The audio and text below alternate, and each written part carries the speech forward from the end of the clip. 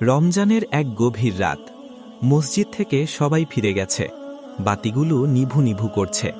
চারদিকে নীরবতা, শুধু দূরে কোথাও কুকুরের ডাক। মসজিদের সিঁড়ির ধারে বসে আছেন এক ভিখারি। আজ সারাদিন কিছু খাননি। হাত দুটো কাঁপছে, পেটটা খালি, ঠোঁট শুকিয়ে গেছে। তার সামনে রাখা ছোট একটা থালা। সারাদিনে সেখানে পড়েছে মাত্র একটা খেজুর। তিনি খেজুরটার দিকে তাকিয়ে থাকেন অনেকক্ষণ, খেতে পারেন না। হঠাৎ পাশ দিয়ে এক লোক যাচ্ছিল, দামি কাপড়, হাতে খাবারের প্যাকেট। ভিখারি খুব ধীরে বললেন, বাবা, একটু পানি হলে। লোকটা থামল না, চলে গেল। ভিখারি মাথা নিচু করলেন, চোখ দুটো ভিজে উঠল। ফিসফিস করে বললেন, আল্লাহ, তুমি তো দেখছ।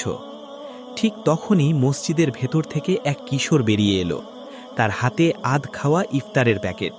ছেলেটা থেমে বলল, চাচা, আপনি আজ কিছু খাননি তাই না? ভিখারি কিছু বললেন না, শুধু মাথা নাড়লেন। ছেলেটা প্যাকেটটা বাড়িয়ে দিল। ভিখারি তখনও নিলেন না, বরং কাঁপা গলায় বললেন, বাবা, তোমার মা কি জানে তুমি এটা দিচ্ছ?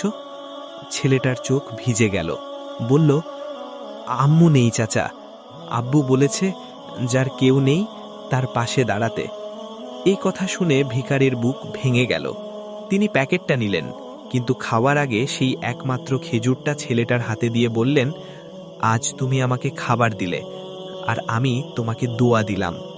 খেজুরটা হাতে নিয়ে ছেলেটা কাঁদল, আর ভিখারি আকাশের দিকে তাকিয়ে কাঁপা কণ্ঠে বললেন, হে আল্লাহ, আজ আমি না খেয়েও তৃপ্ত, কারণ আজ কেউ আমাকে মানুষ হিসেবে দেখেছে।